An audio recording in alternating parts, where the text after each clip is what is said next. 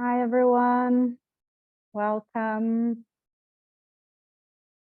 We're excited for this conversation. Nice to see some known names and some new names and faces. Gonna give another couple of minutes and we'll start.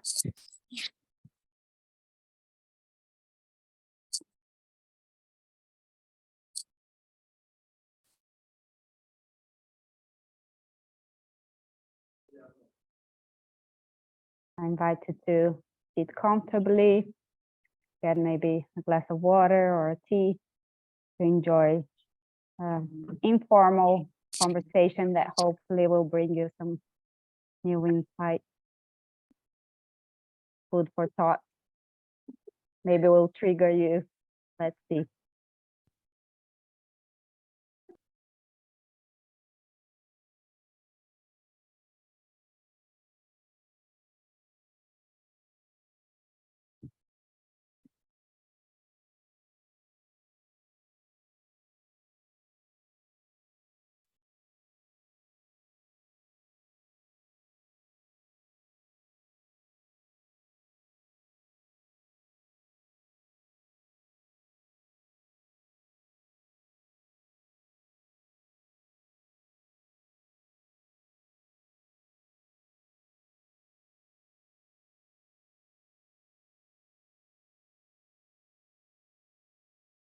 Hi, for those that are arriving, just giving another minute for people to arrive.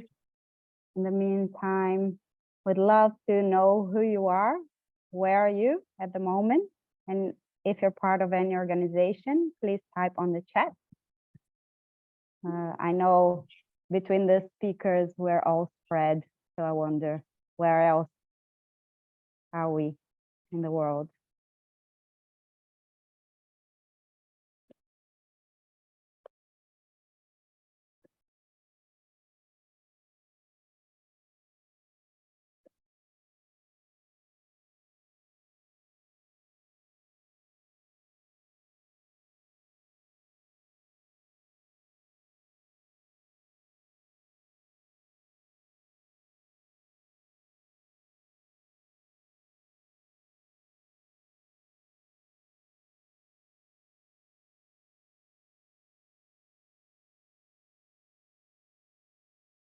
So before we dive in, welcome again for those who are arriving. Hope you find a comfortable spot to sit, to have a nice, gentle, inspiring, triggering conversation and all of the above and more. We usually like starting our conversations with a brief kind of grounding. So if you're comfortable closing your eyes, I just invite you to give 3 deep breaths. If you want to mute yourself and do a sound on your exhale is always releasing. So close your camera if you prefer, and I'll call you in a second.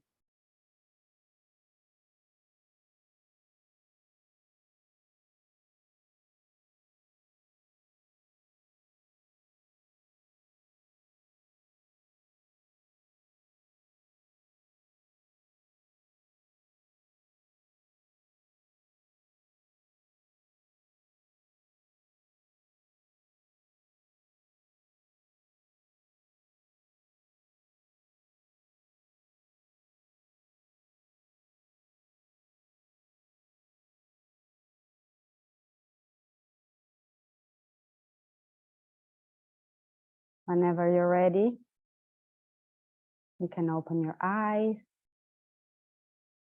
And warm welcome to all of you to this conversation about flowing money in service of life, moving beyond an awareness. We're here with lots of friends and partners that we've been doing quite a few things together. And I'm going to hand over to Ruth, who's going to be hosting this conversation today, introducing our guest. Hello, everyone. Good afternoon or good morning or good evening, depending on where you're calling. It's great because I see lots of friends in the in our collective space here today for the next hour and a half. I'd actually would like to start. We have quite a packed agenda today, but also with enough time for moving the conversation a little bit deeper, because this is a topic that I think can touch us a little bit deeper than, you know, when we're talking about philanthropy or when we're doing our day-to-day work. So I'd like to actually start with a little introduction. So I'm Ruth Andrade, and I work for Lush Cosmetics, both in their giving strategy and their environmental strategy. And I'm also part of Regenerosity, and we are one of the co-hosts of this webinar. But I'd actually wanted to start by inviting our super special guests so they can introduce themselves and their organizations. I'd like to start with Lynn and Alnoor. If you can introduce yourselves and then also talk about transition resource. Share with us a little bit who you are and why I invited you. Faith, can you spotlight them, please? Alnoor, do you want to start? No, you please go ahead. Hello, all, and greetings to those familiar faces that I may not have seen in a long time, and new people here. Greetings from where I'm sitting right now, next to the Talamanca Mountains in a place called Chiripo in Central America, land of the Cabacar people. And my name is Lynn Murphy, and Alnoor and I co-direct something called the Transition Resource Circle, which we can introduce in a moment. And I was a former senior fellow and program officer at the Hewlett Foundation now many years ago, and since then have been engaged as you could say in the world of philanthropy as a strategic advisor, but it feels more like an accompanier of different foundations and different initiatives across the global majority, the geopolitical South. And it's an honor to be here with you today. Great. Thanks, Lynn. Hi, everyone. My name is Alnoor. My background is as an activist, a community organizer, a strategist, a writer. I have been working with social movements for the last 20 years, mostly peasant movements, farmer movements, indigenous movements in the global South, but also was part of the anti-globalization movement in Turtle Island and Occupy Wall Street and others. And my relationship with philanthropy is also quite fraught, I think, as probably many people in this call.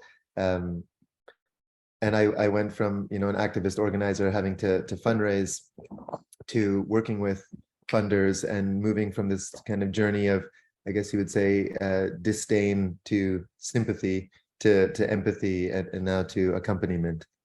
And happy to be with all of you here today. Great. And you have written a super beautiful and I think transformative book called Post-Capitalist Philanthropy, also as part of the work of the Transition Resource Circle. So do you just want to share with us briefly what the Transition Resource Circle is?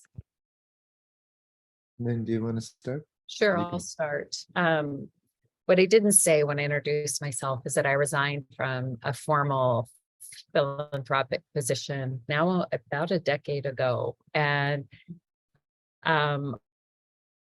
it kind of in the realm of a conscientious objector, because I was sitting at the confluence of a sector I was working on that I saw the devastating effects of the colonial legacy embroiled in the international development system, and working at a technical rational institution, philanthropic institution, as a white woman sitting in Turtle Island making decisions about what was happening in the geopolitical South. And so all of these things had very deep ethical and contradictory implications. And the work of Transition Resource Circle, I say that on a personal level, is one way that we're trying to respond to these contradictions, which is transition. How do we transition ourselves from systems of domination and exploitation to ones that are honor and are in right relationship with life in these moments? The resources is a call of how do we use capital to liberate capital in this short time that we have that it actually has value, so to speak, and to move us towards what Alnoor and I will talk about as post-capitalist realities. And circle, how do we get out of hierarchical, kind of human-centric ways of doing this? How do we do these in ancient emerging ways, circle ways to guide us in these times? And so Transition Resource Circle is work where we work with funders and funder activists and other allies in ways that we can move capital to be in service of life. And Alnoor can fill in what I didn't say, and that work, both the gatherings and other provocations of that work, led to this book that Ruth mentioned. No, I think that's great. I know we have a tight agenda, so we can keep moving. Great. So, and then we have another guest, which I think represents one of these funders that are already walking a more progressive path, which is Seth. Would you like to introduce yourself and the work of Be the Earth?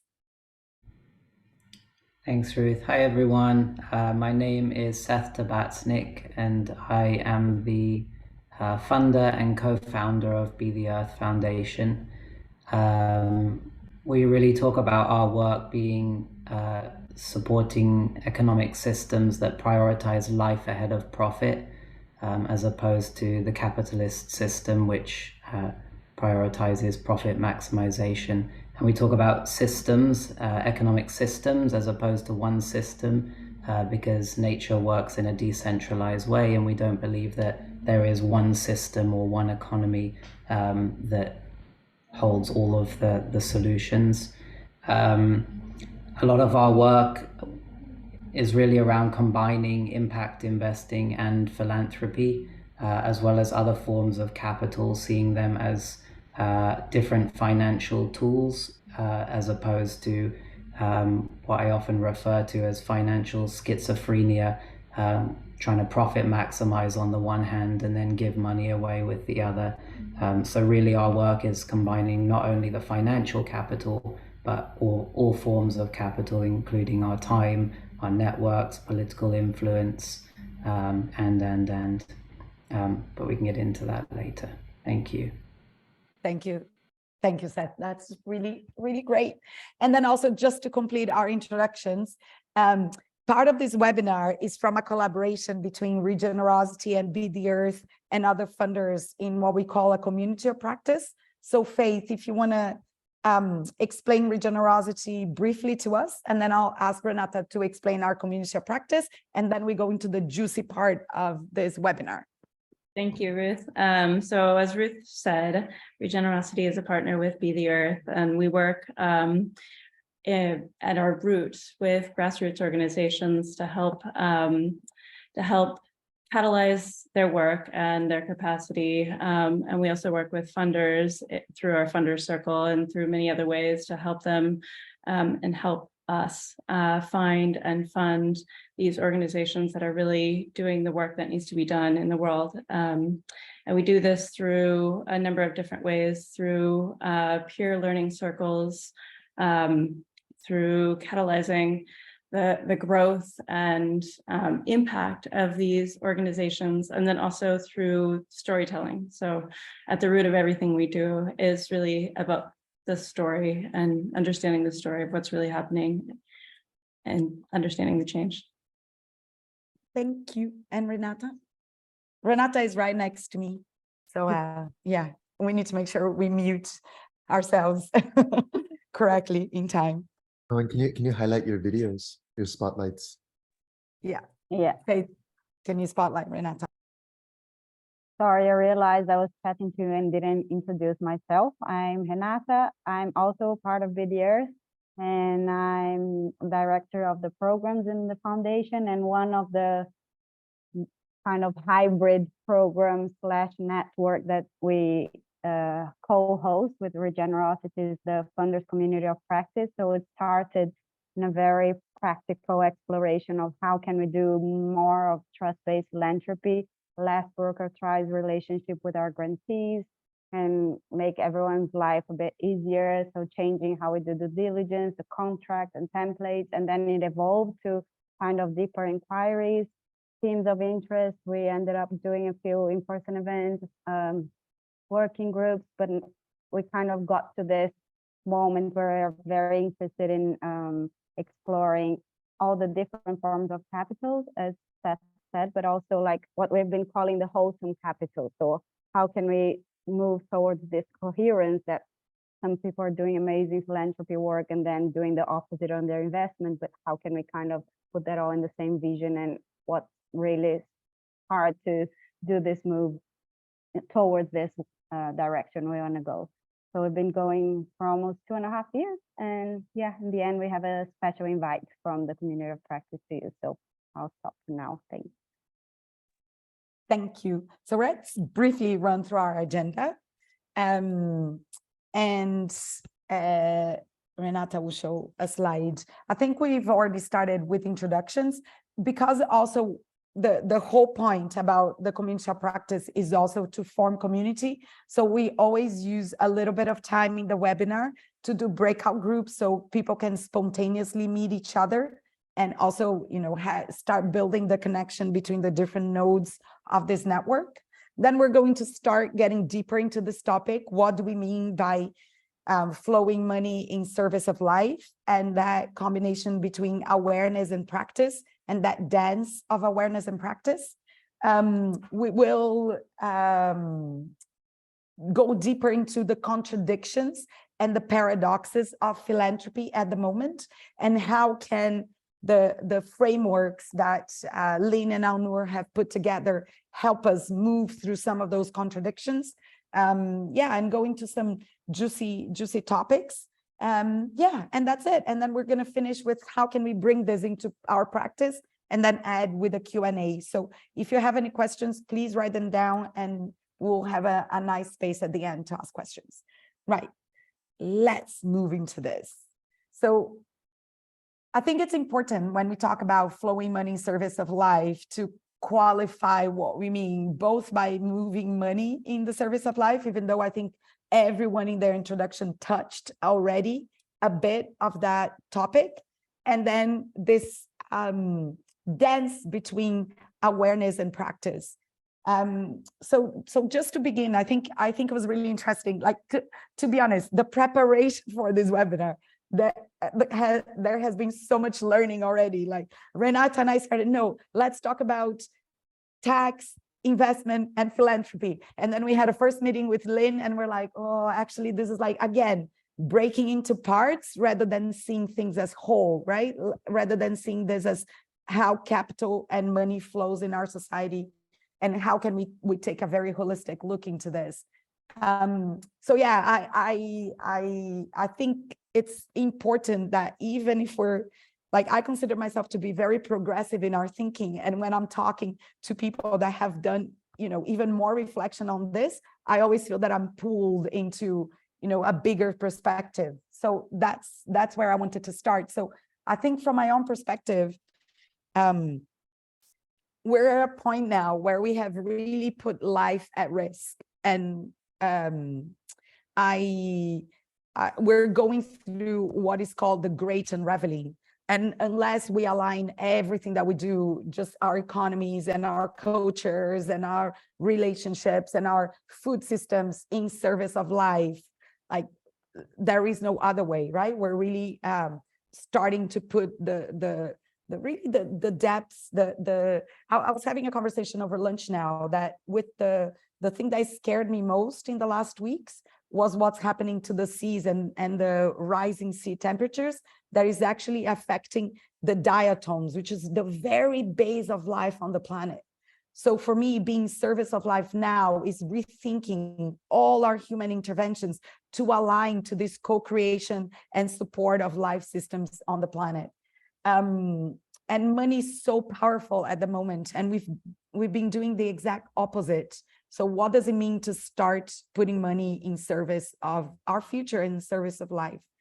And then beyond the thing about awareness as well, and Renata and I also had some great conversations while we were preparing, it's this idea that it feels sometimes we're going in circles, but the dance between, right, let's go into awareness, but that also transform that awareness into what we're doing with our organizations. And let's start putting things into practice, because then when we're in relationship and in practice, we gain new levels of awareness that allows us to spiral upwards. Yeah, and Lynn, I know we talked about this at the preparation when we were preparing the webinar, so I'd love to hear your thoughts, you and Alnoor, and the interpretation for, the moving money in service of life and moving beyond awareness. Thanks, Ruth. I'll just add a couple of reflections here when we were speaking about this, which is that in our everyday way that we think about this topic of awareness into action, we live in a culture and in a time, it feels like that we consume information, that information has become yet one more area that we're just in constant, I would say, like almost malnourished and yet like obese at the same time, like consuming, taking in more and more. And then we get obsessed with how we're doing, what we're doing, what's the action. And we all involved in the NGO philanthropic industrial complex know that there's tons of grant making efforts to more awareness, more information, leading to action, or an emphasis on the action as developing the next global commitment or discourse or whatever it is. And what I feel like what we're trying to invoke as a provocation today is that this move of awareness into action starts to come from a place of what's the shift of our state of being? What is it within not just an individualized separate self, but what is it in this being, in this body, mind, soul complex that is inextricably linked with the more than human, with all the human, with all the cultures and the institutions. If we take it from another place with what Alnoor and I will often call ontological shifts, going back to first principles, the way that we perceive reality itself, and we start with a shift of that state of being, maybe we're starting on a different path, a different alchemical change that we can start to listen rather than determine from often an overly stimulated, what we think of a very highly rational neocortex, but maybe from that place, from a more humble, quieter place, we can listen for what is the actual shift in awareness, and then what is ours to do in a way of being, in a way of doing. So that's a first pass at a provocation, and we'll continue to deepen into this as we go. Thank Alnoor, you. I don't know if Alnoor, yeah. wants to add anything to that. Yeah, maybe just explaining this word ontology that Lynn used. So ontology comes from the Greek onto, which is sometimes defined as to see, like vision, and also the beingness of the world. So part of the provocation of the book is to say not to do action, but to do it from a place of self-reflection, to do it from a place of cultural reflection. And we often say, in order to be contextually relevant, you have to be contextually sensitive. And that requires also internal dialogue, but also dialogue with the living planet, the ecology, the community of beings, human and otherwise, that we're entangled with. And similar to the Taoist concept of Wu Wei, action, non-action. It's not to not do anything or stop doing what we're doing, but doing it from a different quality of thought. So if we try to replicate our lens of separation, materialism, and rationalism, the unholy trinity of capitalist modernity, we end up creating 10 more problems for every solution we put on the table. And so how do we move to a state of, let's say, relationality instead of rationalism, animism instead of materialism, and interbeing instead of separation? And it's not that those things are going to go away, because that's the structure and the source code of the dominant culture, but there's a way to both dissect and analyze them and understand them and situate yourself within them, and then create and live and embody these new ancient emerging values. Thank you. And this is a constant reminder to myself, to be honest. This weekend, I reflected a lot about, I always keep saying I need to stop doing incremental work and start doing transformative work. But to do transformative work, you really need to transform. There is a lot that needs to be transformed internally before the work is truly transformative. So we'll go a little bit deeper into how we do this and how can we move from awareness in ways that are really aligned to what we want to support in the world. But first, before we go deeper, I'd love for us to have a little conversation. And as I said before, for people to get to know each other and to give your own interpretation of those topics. Oh, I'll go back. Seth, before I move, do you want to say anything about how do you, because you also mentioned the economies in the service of life, and I'd love to hear your definition. Yeah, I mean, one of the things that came up as Lynn and Alnoor were speaking was just bringing the voice of nature into the space, within the boardroom. It's, these conversations that have deep impact on how we function as a society, including this one. We're all in a room, we're all staring at a screen.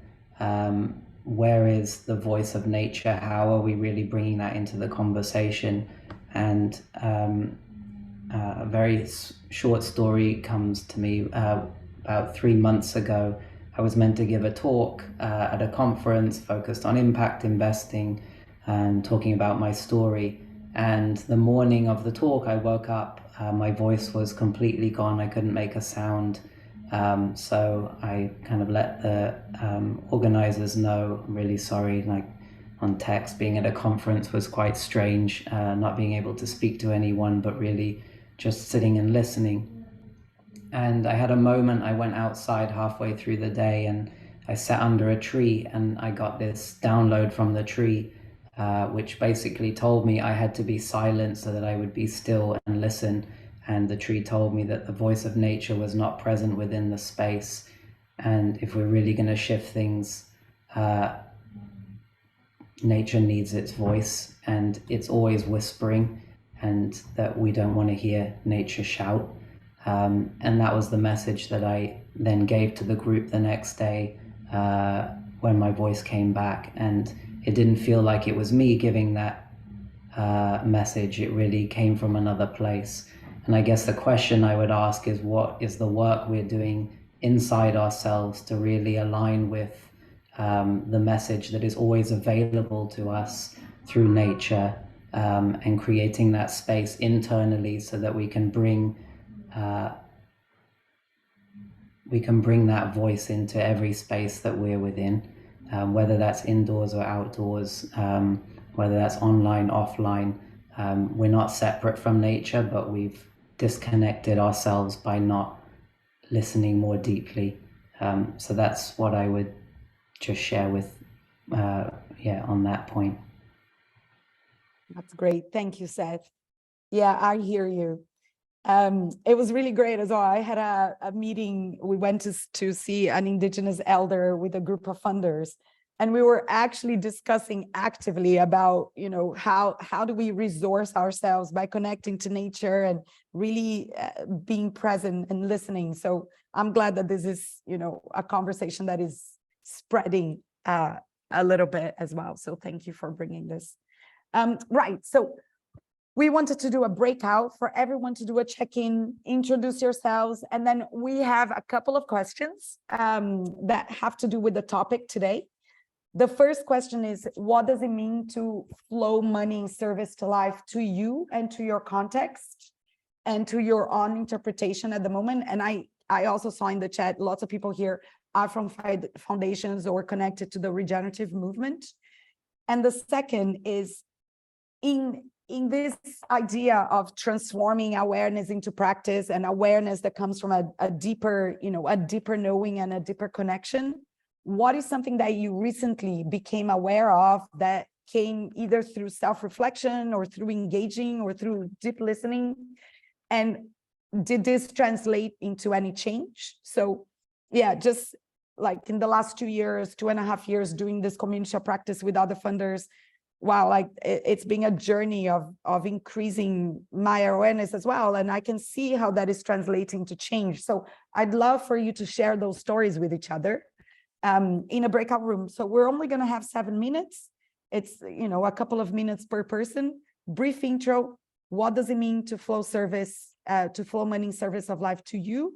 And what is something that you have become aware recently in relation to the theme of money in service of life? And that has this translated into any changes in your place of work or your or your personal life, but in how you relate to money. Right. Faith, can you put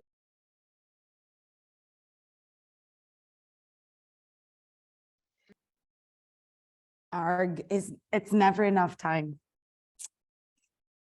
Oh well, I hope you at least got to meet new people.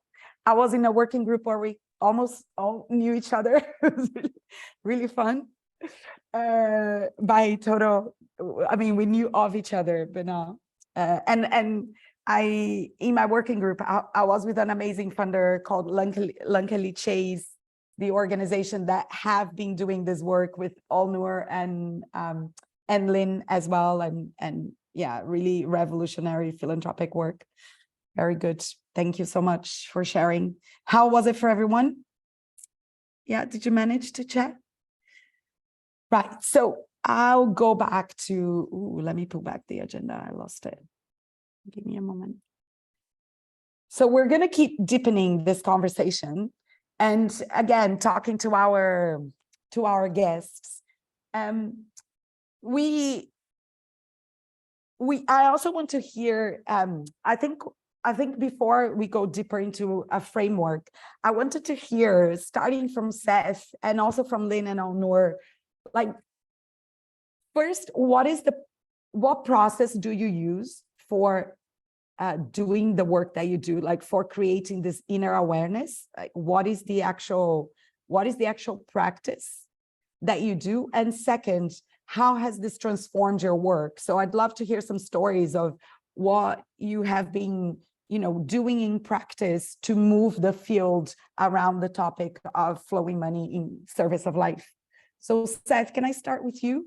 Like, because also you're, you know, representing a wealth holder in this webinar. And I think it's, it's really important to, when we meet wealth holders that are doing the inner work and the inner practice of raising awareness, but then great to hear what are some like practical examples of how you've been putting that into work. Great. So a couple of very different things come to mind.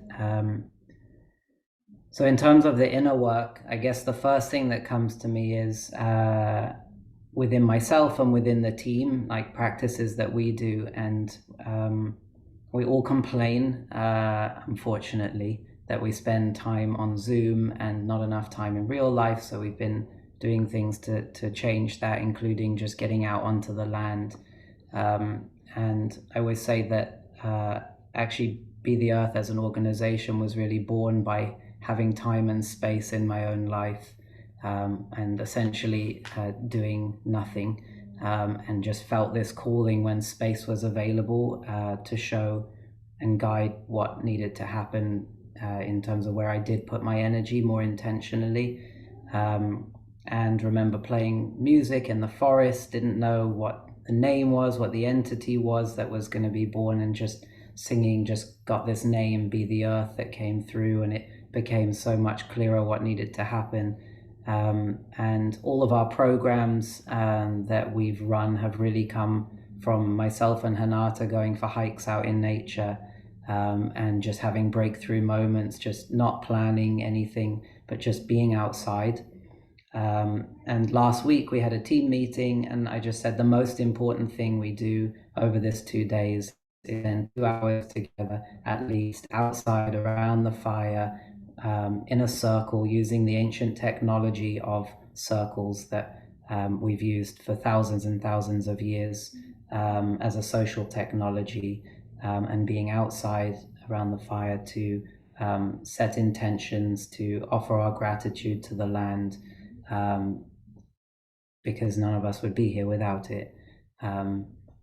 So, I mean, that's an internal practice. And then I guess externally, what it looks like is, I spoke to it a little bit earlier about financial schizophrenia, and just this idea of saying, what is the ultimate vision that we're trying to serve, and how are we bringing all our resources together? So it started in my own life of seeing my family kind of foundation called the Bertha Foundation, doing amazing work on human rights. And then the investment strategy was one of more of a profit maximizing type strategy.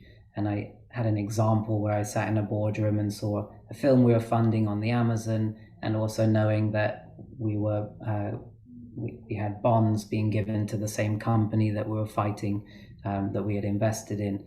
So that was really my kind of journey to saying, how can I move money in the direction of alignment with what the foundation was doing, and eventually then setting up our own foundation, which kind of brought it all under one single vision, as opposed to just trying to make them work. It was just saying, look, it's one vision and two different financial tools, and often everything in between. Seth, can I just quickly ask, can you give some examples of the investments you've been doing? They're a little bit more aligned with the vision, just to also give people, what does that look like in the real world? Yeah, sure. So maybe I'll just speak to most recently what we've been doing and why. So most of our most recent investments generally around food systems, and we've been doing revenue-based loans. The reason is that previously most of our investments were equity type investments, which had the old kind of investment requirement, which is an investment requirement when you're making an investment to somehow get money back at some point in the future. And so the model was always, okay, how can we help build this company and in 3-7 years time try and exit? And what ends up happening is who you exit to, generally they have more money, and for them to make money they need to find someone with more money, and we end up with the situation we're in, with a handful of people or a handful of companies basically owning everything, and it's a centralized model. And so the investment strategy is now, how do we support a kind of decentralized ownership model, and looking at steward ownership models where there's no desire to try and exit to somebody bigger, but to maintain ownership in the hands of the founders.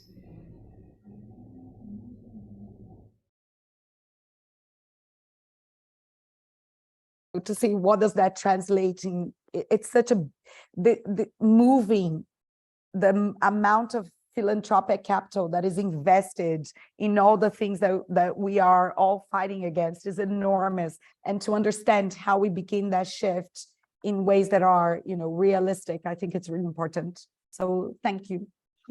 I appreciate that quite a lot. And Lynn and Alnoor, I'd love to hear from you as well. I think, Lynn, you coming from former philanthropic advisor turned into mega change maker, and also Alnoor, first a little bit of how do you keep deepening that sense of self-reflection? Like, what are the practices? What have you changed in your lives to allow for those moments to happen? And then how have they evolved the work that you do? And again, I also know you do very practical work advising philanthropic institutions. So yeah, I'd love to hear what that looks like in practice. When is that? When you first asked the question, I just kind of listened for what was coming. And two things came first, and then we'll see what goes with that, which is one, just in terms of a very kind of way that I live my life, is I don't sit in the echo chambers, meaning I'm not always sitting with people who agree with me or have the same ontological view with me or have the same cosmology. I'm actively sitting with in deep relational lines with people who have very different ideologies across the political spectrum, across the, what I would say, various spiritual traditions.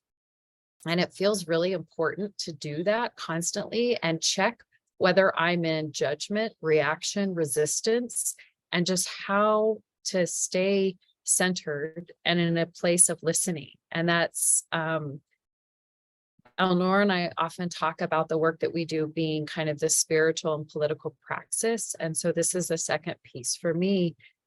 There has been a fierce commitment to find a wisdom tradition that gives an octave, that gives the foundation with which all the work then comes from. So these days, I would say I'm a devotional non-dualist. I'm starting with the recognition that I still don't grok the depth of what the non-dual tradition actually offers. So I'm starting with the understanding of duality into the non-dual.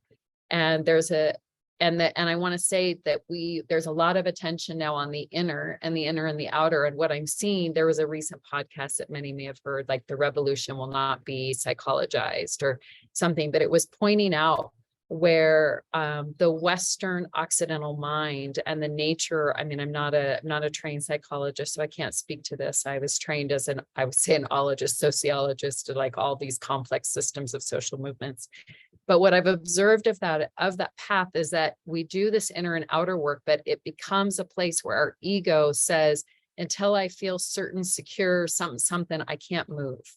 And so there the practice becomes letting go of certainty, letting go of comfort, letting go of, and the addiction to knowing the addiction to the problems and solutions.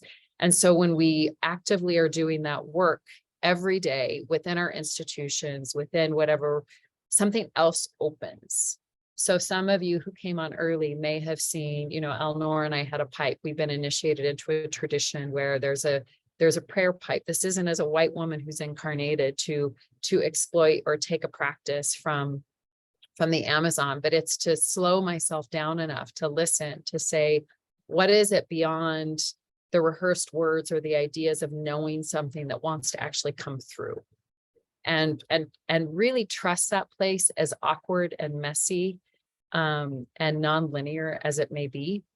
And that's not just to focus on the individual self, but it's to do that even when you're holding groups and going through some of the work that Alnoor and I do. I would say we would call it applying ontological shifts, like actual praxis that supports us to dismantle what we think we know, to actually let go of knowledge so learning can actually happen.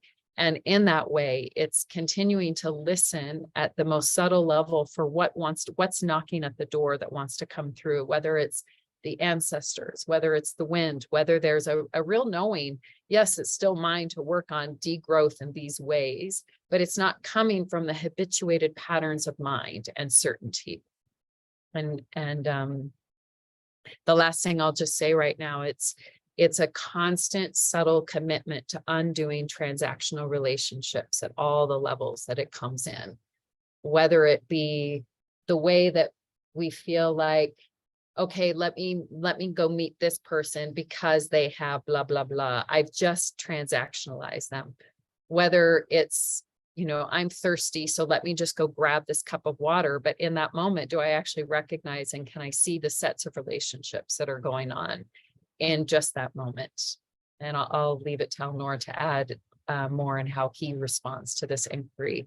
I would say, yeah, a deep commitment to seeing life lived as prayer and ceremony. Thank you. There's a line in our book that says, if you do not have a critique of capitalist modernity, you are contextually irrelevant. But if all you have is a critique, you're creatively and spiritually impoverished. And that's a big part of our work, is like, we have to have a critique of the dominant culture. We have to understand how it works. We have to be good students of our culture, or we don't know what we're navigating out of. And so Lynn talked about transactionalization and commodification, and that becomes a spiritual practice. So when you understand the source code of the dominant culture is based on commodification, then there's this active commitment to create embodied cultures outside of commodification, right? So the first part of that is in some ways a direct salvo to the new age who want to bypass the critique aspect. But then the second part of that is if all you have is a critique, you're creatively and spiritually impoverished, is, I guess, in that way, a direct salvo to the left, which stays in critique.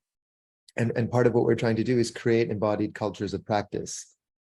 There's an old Vedic line that says, one's work should never exceed one's practice. And the work of this time is immense. You know, we have maybe 10, 20 years left of the Western way of living at our current trajectory. Like, we have no idea what kind of collapse and breakdown and renewal that we're being prepared for.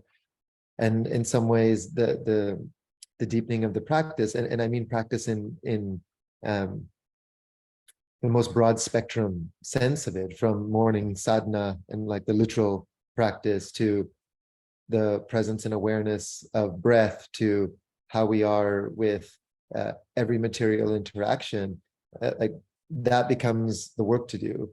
And you know, preparation for death, and in contemplation of death. And, you know, as Carlos Castaneda used to say, live with death as your advisor, because that ends up shifting the energetic field of who and how you're interacting with, right? Because again, our culture is a death phobic culture, and it's a present phobic culture. And so when you understand that, in some ways it becomes easier to shift. You just have to look at what the dominant culture is doing and then do the opposite.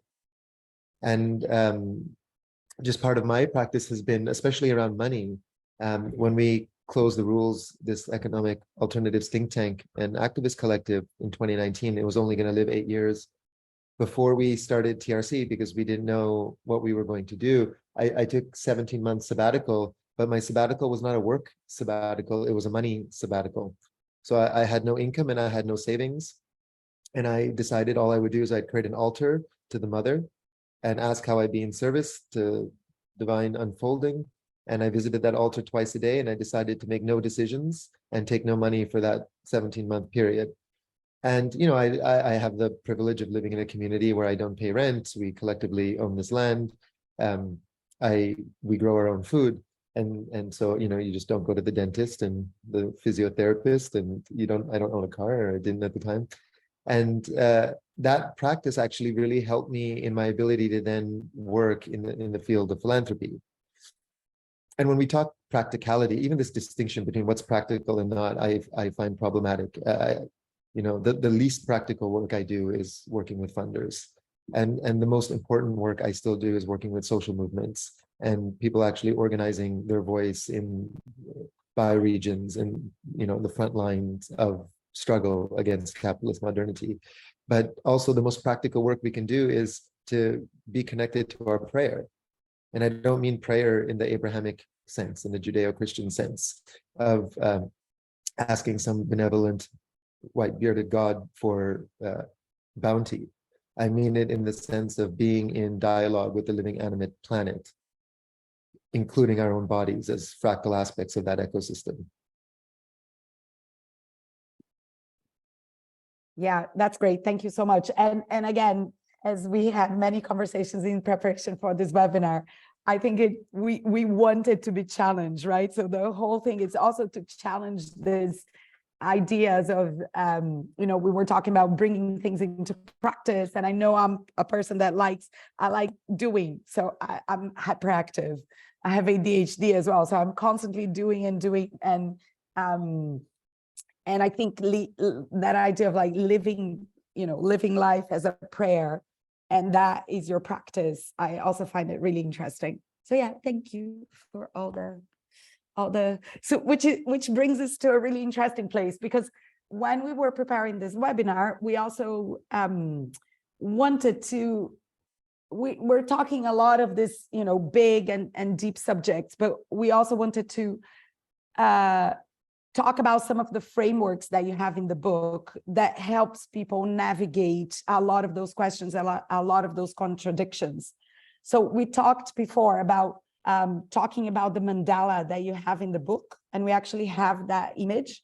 And I'd love to do that work now where you can speak through the mandala, and then me and Seth, we're gonna work through some contradictions and see how can we actually take, like, philanthropy has a lot of contradictions, like a lot of contradictions. So how can we take some of those and see what the perspective would be like within a post-capitalist philanthropy system or framework?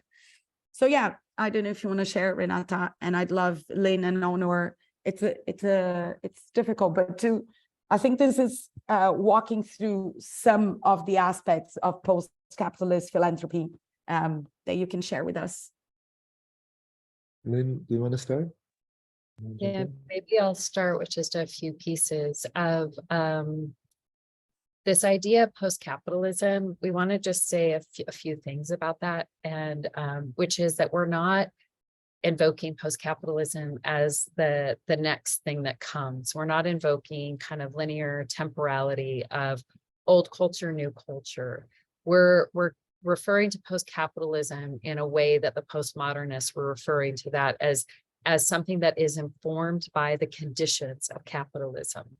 And so this is where Alnoor was speaking to that, if you have a critique, you're spiritually impoverished. But if you don't actually have a critique, you're kind of irrelevant in these moments. You're kind of stuck in your own navel gazing of my enlightenment, my awakening. And so the other piece to say when we speak about post-capitalism is we're referring to a plurality of shift of, you could say, values or states of beings, such as interdependence, cooperation over competition, solidarity with life, nonviolence, compassion, a whole other set of ways that we're invoking within this post-capitalism. And then the third piece, which we'll get into when we speak to this mandala specifically, is to recognize that while we may all be feeling collapse in this kind of existential moment of the end of the way of the Western way, the Occidental way of living over, we could have long discussions, whether it's 500 years, this couple thousand years, or where we are in the Kali Yuga or the Anthropocene. There are others around this planet who have lived post-capitalist realities for a very long time, indeed since first contact, often with colonial settlers who kind of destroyed their entire way of living, of seeing, and yet there is a post-capitalist vibration and way of living that has endured. So that's the first thing to say. The second piece is that we go through a line of inquiry in the book that says we're moving out of what we call neoliberalism or late stage capitalist modernity. You could use any of these terms that lock us into what Alnoor referred to earlier as the holy untrinity of materialism, separatism, and positivism. And we're offering a provocation of spiral logic, starting to see ourselves as an interconnected web and philanthropy in that spiral logic is, we could recast it as a web of social ecologies in a biome. So it's seeing itself not as a separate institution with cultures, but in response and in dialogue with place, with peoples, with all of the work that it's doing. It's inextricably entangled and linked with. So as we speak through this mandala, the reason I offer that is because it's not just what you do. This will give one pass of this will say how you might move resources in a different way, but there's a deeper thing that we're constantly invoking, which is what is the way, the manner by which you're approaching this? What is the way that you're being? What is the praxis that is working, the ontological shifts that we keep invoking that goes hand in hand with this, what shall we do? Alnoor, do you want to say anything else to introduce it? No, we can go into the content of it. Yeah. Do you want to start? Sure, yeah. So Lynn gave some of the texture around the 5 elements mandala, and just to orient you around the visual. So there's this, it's a mandala, so it's not axis, it's not quadrants, but the vertical line of transformation and creation. At the bottom of that is Earth. And this is about how do we use capital to build post-capitalist infrastructure? Land, food, water, energy, medicine, cultural, communal sovereignty at a bioregional level. Bioregions are what makes sense in terms of where forests begin and end, where rivers begin and end, where biomes begin and end. And that there will be a move to local governance, whether we like it or not, right? Climate change is going to force us to live in small localized communities. And we have a moment, a very short window to build that infrastructure now. And if we try to do that, post 2-3 degree rise in temperature, etc., it's going to be very dystopic. And there's a lens on bodies of culture and indigenous peoples and others that have had unbroken symbiotic lines with their living geographies to be supported in doing that work. So that's the bottom element that grounds this earth. And at the top of this vertical axis is the element of air, which is about creating new, ancient, emerging cultural contexts. So this is the realm of ideas. This is the realm of narrative work, of artists, of culture hacking, of media, that we have to also simultaneously shift the very discourse and the intellectual, spiritual, cognitive, emotional context in which these ideas are being discussed. And a lot of beautiful and important work is happening in that space. And of course, in our authoritarianism and rationalism and traditionalism and nationalism and fascism is the fact that regressive forces are better at this work in some ways, in many ways. I think that's up for discussion and debate, but that's the sense, is that this is critically important strategic territory on the spiritual political chessboard. Then if we look at the horizontal lens, this is about restoration solidarity. And so to the left, we have water, the tributaries of Pachamama, which is indigenous peoples and the work they're doing across the world and in stewarding biodiversity, biomes, medicines, cultural practices, and sanity in the face of colonial onslaught. And to also say that, colonialism is not a thing that happened, right? We're in the midst of ongoing coloniality. And this work is necessary, it needs to be supported, and there's also a delicacy to doing it. It's not the imposition of the Western will or funder will. And then on the right is FIRE, which is solidarity with social movements, historically marginalized peoples organizing themselves in place for land sovereignty, cultural sovereignty, food sovereignty, etc., in the face of quote unquote development. And then the center is ether, which is, we call it the recultivation of life force. But in some ways, it's the, Lynn often talks about, in alchemy, this is the precondition, the state change. So it's not that one of these things happens in sequence, but actually we have to continually be tending the ether, that healing and restoration is required not only in the activist space. Our dear friend Bayo Akomolafe often says, part of the crisis is the way we're responding to the crisis as activists. And so that healing work, that repair work, that restoration work, the neoliberal term of self-care or communal care, this needs to be funded, this needs to be tended to. And there's lots of implications what this means for funders, but that's the through line. But also, it's also true for the funders. Right. And there's this idea of the kind of hero worship, and somehow the funders, it's very neoliberal, right? That if someone has resources, there must be somehow more worthy or evolved or what have you. And they're often not well spiritually, definitely from a familial context, right? There's spiritual karmic implications to holding money. And most people don't want to talk about those implications. And so there's also recultivation of life force that needs to happen in the funder space, and also bringing funders and activists together to have this open dialogue about how do we get to a space beyond commodification, beyond transactionalization, beyond reparations. There's something more that wants to be created, and it requires attunement and a sensitivity that we don't know yet what that looks like. So that's just a sense, and I don't know, Lynn, if you want to add to that. I think the piece I would add is that piece of ether, or that recultivation of life force, is some may hear others speaking about animism or other ways of being and knowing. This is the central condition of kind of getting out of the habituated Occidental mind that sees everything as parts to whole, that says, I need to know the solution. I need to understand the problem before I can act. And it's really entering that space of queering. It's beyond the binaries, and it's a gateway in that recognizes that we as human species have somehow imagined ourselves separate from the living cosmos. And it's a gateway in where others who are speaking of like, where's the crack right now for something else to come through.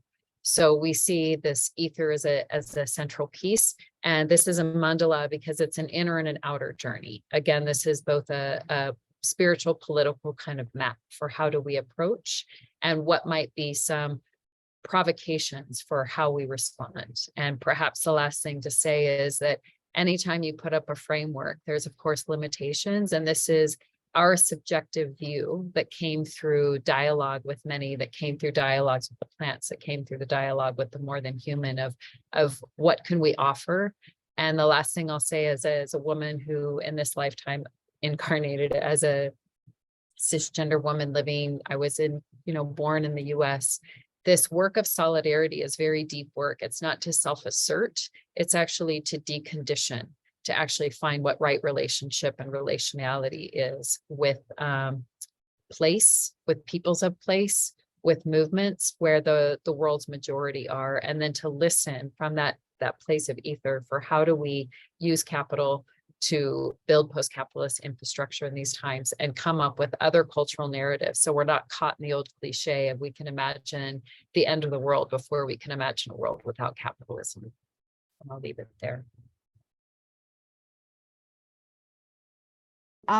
We wanted to bring this idea of contradictions, and then I'll invite Seth, but everyone as well to think about this. I often think the paradoxes or the contradictions sometimes represents that crack that you just mentioned, where we can bring some awareness to that helps us shift the way we're thinking. And as I mentioned earlier, like I think there are so many contradictions in this work and so many contradictions in philanthropy and capitalism. And I'd love everyone to reflect a little bit. What are some of the contradictions that you're facing in your own work that have to do with the power of money and how we're using money? And feel free to have a reflection, write those contradictions in the chat. If we have time, I'll pick a few for us to unpick. But I'd love to start with you, Seth. I also have some of my own. But yeah, I'd love to start with you, Seth. What is like you've been doing this practice, you've been growing your awareness and your connection to nature and to the voices of the more than human, and you're bringing that into the work of the foundation. But I'm sure there's plenty of contradictions left, or plenty of opportunities that you're seeing of how you can grow yourself into the work so it can keep evolving. So I'd love to start with your reflections on this. I mean, I almost feel it's hard to find anything we're doing that isn't a contradiction, to be honest. I mean, maybe just starting with the fact that I get invited to speak at things by the pure fact that I have wealth is recreating the paradigm that we're trying to move out of. And, money is a very powerful currency. Even the title of this talk is about flowing money, and yet, on some level, we're trying to move towards systems that are post-capitalist and where the role of money is far less powerful than it is today. I'm still having conversations with people all the time in the impact investment world that are trying to prove that you can make, market returns and have a positive impact at the same time. And why are they doing that? It's to speak to the power of money and that, the profit maximization type model, and saying we can still do that and do something that's good at the same time. And I guess, on a really practical basis, like what I'm sat with a lot of the time is I really have this strong belief that, to solve the inequality crisis, that means, which I represent, you know, I'm a white man in central London who has wealth in the 1% group. I am the problem. In order to change that, the only way I can do it is by giving my money away, and essentially being out of the 1%. And that is the only way I believe that one can actually reduce inequality, not investing and making a 10 to 15% return in an impact in a inequality fund. Like, that's just not going to cut it. And even though I know that that's the direction that I believe we have to go, the challenge is, by spending down, you know, it's a journey of having less money and less influence in some ways. And so that's really the question that I'm sat with, as, you know, there's a, I feel like I have a voice that needs to be shared sometimes, or just these questions brought up. And yet, like, there's an insecurity of, like, if I had nothing, would I be invited into this space? And so it's like, what does that journey look like to go on, to essentially spend down and have nothing? Is it a political action to do that? Is it, does it work doing it alone?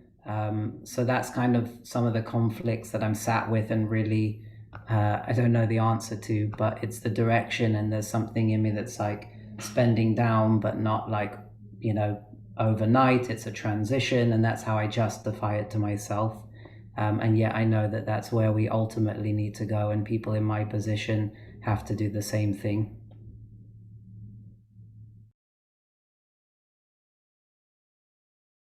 So, you know, in the transition resource circle, how would you deal with such inquiry? Because I think it's an important one, because it has to do with power. And yeah, even for me also, like, I keep thinking the fact that I work for Lush and we're also a funder opens so many doors that I would not have opened if I weren't in this position. So yeah, I'd love to hear and also someone put it in the chat, and I think it also has to do with what Seth was saying, this concept of true solidarity versus charity, right? Or spending down while actually redistributing wealth, right? How do you navigate that? It's a huge contradiction. Like, how do you navigate that through the framework and the work that you do?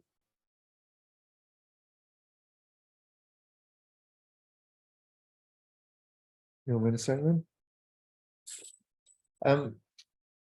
I think we first have to start with reframing the kind of Occidental dualistic binary notion of, like, contradiction equals bad, right? That all there is contradiction. Like, living in the Anthropocene, living in the Kali Yuga, living in the Dark Ages, the very fact that we have incarnated in separate bodies, and from a mystical perspective, there's only one of us here having a distributed spiritual cognitive experience, is quote unquote contradiction. But that's reality as it is. And so you have to embrace reality as it is. And contradiction, like paradox, what it's good for is to break you open. And that's the starting place, is to really sit with it, to let it have its way with you, to be so overwhelmed by the grief of the insanity of living in a death culture that something else is born of it. This kind of leftist idea that we're going to move from some form of charity to justice, some form of inequality to equity, defined by what, in what terms, right? And the desire for that creates new fascists and creates this flattening of the biodiversity of what it is to be human. And in some ways, what I think is being asked of us is to put our head to the soil and ask the living earth what she needs from us, and then to also be embedded within community and be accountable to other people, where you say, I've inherited this money that I do not deserve, that does not belong to me, that's the world's collective wealth, but no matter how strategic I am with this money, it is not going to change the outcome of what happens. That is a very difficult thing to admit. if we just look at all of philanthropy together, it's $2 to $3 trillion. That's not even that's like 1/3 or something of the Pentagon's budget. So it's like the scale of this thing is never going to be commensurate, right? This desire for certainty, for solving the problem, for rushing to some post-capitalist reality. Something else is being asked of us, and it requires our individual surrender, our individual deep spiritual practice, and it's only going to happen in relationality with other people. It's only going to happen in relationality with the animate earth and the living cosmos and the human and more than human realms that will hold us accountable to what is our enteleki. Enteleki is this Greek word, like within it knows its own telos, its own telios, its own purpose. And tapping that enteleki into the Gaian enteleki, which has its own agency and its own will and its own directionality. We've just hijacked our ability to stream into that through the overdevelopment and the imposition of the Western will and the ego. Thank you, Lynn. Would you like to add anything? I don't even know if there's anything to add after the beautiful pieces. Maybe I'll just speak to two things here. When Alnoor and I were, or I would almost say this book was writing us or something, we started it with a series of paradoxes. And so I just want to be explicit that we're actively invoking this paradox of use capital to liberate capital in service of life. So just to lay that out there, recognizing. And then the other piece with what Alnoor was sharing, and also what Seth said, every wisdom tradition teaches to embrace contradiction, to embrace paradox. And within there, without the knowing, but there something cracks through. And so perhaps I'll just leave this provocation that I'm sitting deeply with is, we sit here in Central America that has a very deep, rich history of what happened in the 60s of liberation theology. And it was a time where the Jesuit priests said, we are not going to proselytize. We're not going to do the missionary work. We're actively going to embrace the spiritual political praxis in service of justice, in service of liberation. And I'll just, if you're not familiar with this, many are, but this gave rise to movements that had durability and lasting power, and were a time that the geopolitical South influenced even the Brentwood institutions and so forth and so on. And so I sit with an active question continually of what are the liberation ontologies of our times? What is it? What's the modern day equivalent of the priest? I think it's our addiction to being the ones that are working in problem and solution in our sectors. And it's actively disrupting our pattern to evangelize whatever it is, and to say, I'm going to embrace the spiritual political praxis. I'm going to do this inner work that allows for a shift of the very gaze and the way that I see reality. And I'm going to listen to the more than human. I'm going to listen to the living cosmos to find what is mine to do. And I don't mean it as an individual separate self. I mean to actually sow the seeds and find what is the liberation ontology of our times. So I'll leave it there.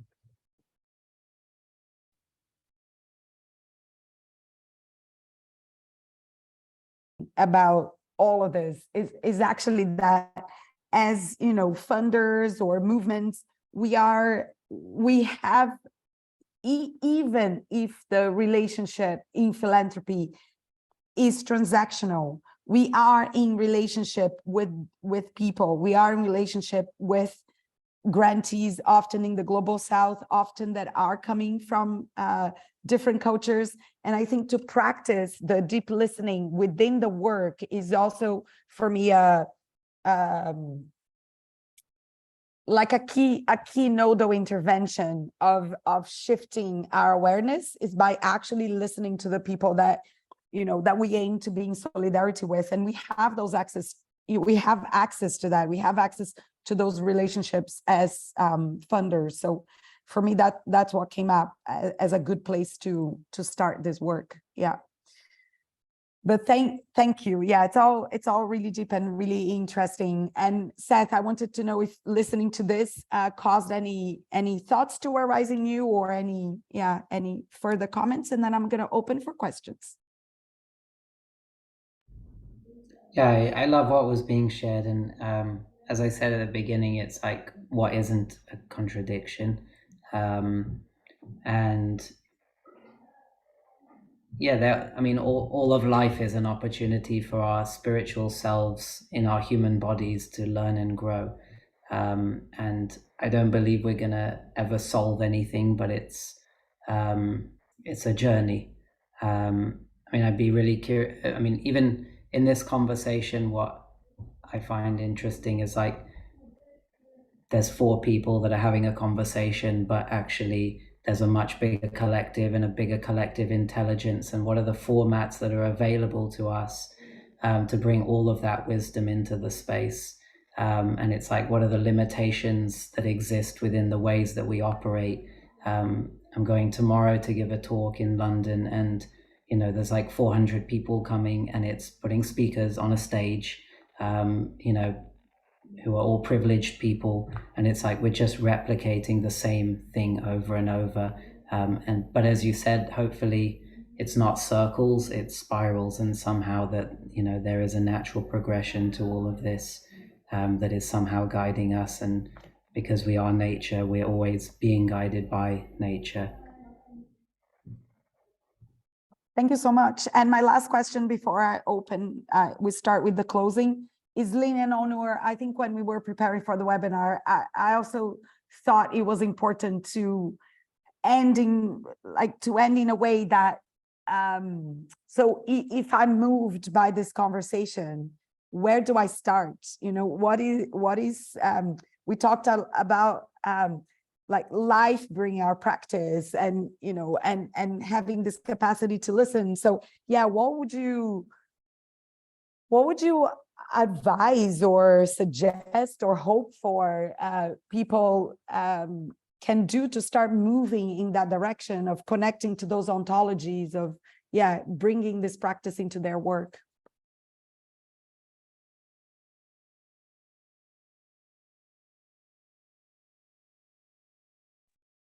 Lynn, do you want to go? I think probably that my instinct is to say contemplation and slowing down in the midst of the madness. The old African proverb, the times are urgent, we must slow down.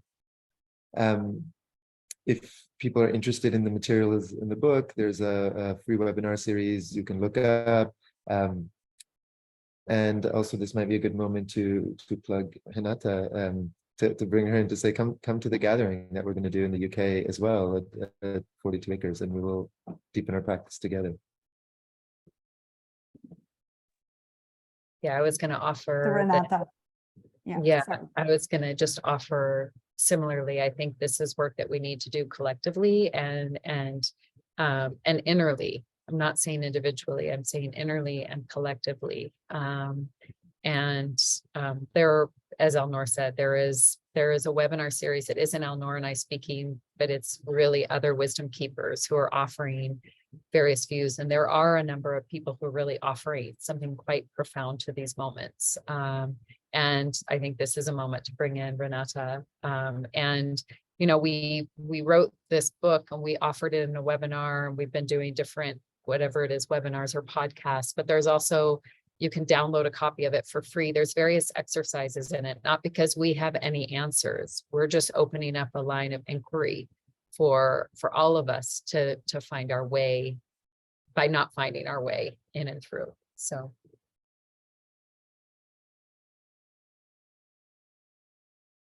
Retreat.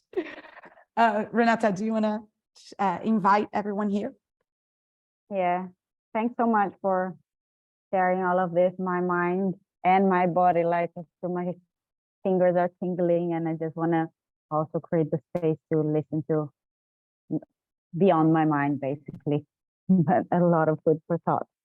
So for you that were here when we started this webinar, I mentioned that we have a community of practice that we've been going for 2.5 years, and alongside other things we do some in-person events. And this is going to be our next event. It is also with Alnoor and Lynn. They're going to be here in the UK, so we're going to be lucky to co-host it with them and keep exploring the theme of money in service of life. It's going to be between 24th and 27th of September at 42 Acres, which some of you I know have been already.